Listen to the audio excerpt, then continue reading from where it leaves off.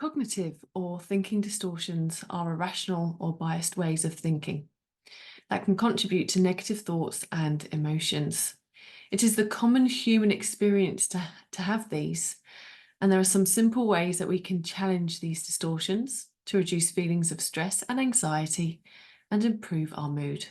Now, there are many types of common cognitive distortion. If we can identify them in the first place, that's a great starting point. And if we can challenge them, that's even more helpful. Now, let's use an example of a situation. Let's say that I see my friend Sarah in the supermarket car park, just a couple of rows down, and I call out her name and I give her a big wave and a big smile as well. Sarah looks up, she jumps in her car and drives off quickly. Now, there are a number of cognitive distortions that I could experience here. I could experience all or nothing thinking or black and white thinking. So I might see the situation in an extreme way. For example, Sarah doesn't like me. I've done something to upset her. Oh my goodness, what have I done? That could cause me feelings of stress and anxiety. From that, I may very well catastrophize. Oh my goodness, she's never going to talk to me again. Oh, she's probably going to unfollow me on Instagram and she's probably going to disconnect from me on Facebook. Oh my goodness, what have I done? From this single event, I might overgeneralize. I always manage to ruin every friendship I have from this one single event where Sarah's gotten in her car and driven off quite quickly. I always manage to ruin everything. I always manage to ruin every single friendship. Personalization. This might also occur. I take responsibility for what's outside of my control. Sarah rushed off because of me. Because she saw me, she really must not like me, or she thinks I'm boring or something. And perhaps I'm mind reading within all of this as well. Sarah thinks I'm annoying. Sarah thinks I'm boring. And maybe I start to label myself. I am a rubbish friend. I'm useless. I'm worthless. I'm stupid. I'm an idiot. Is it any wonder?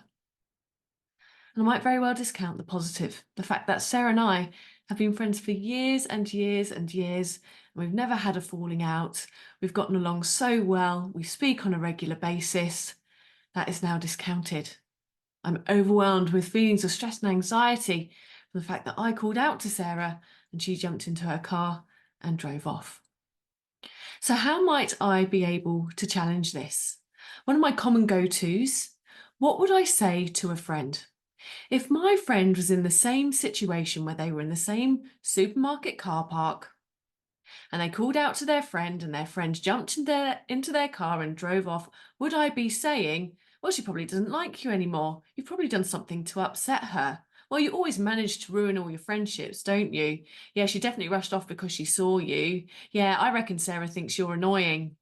Yeah, I agree with you. I think you are rubbish and a bit of a useless friend, really. Would I be saying this to a friend? No, I don't think I would.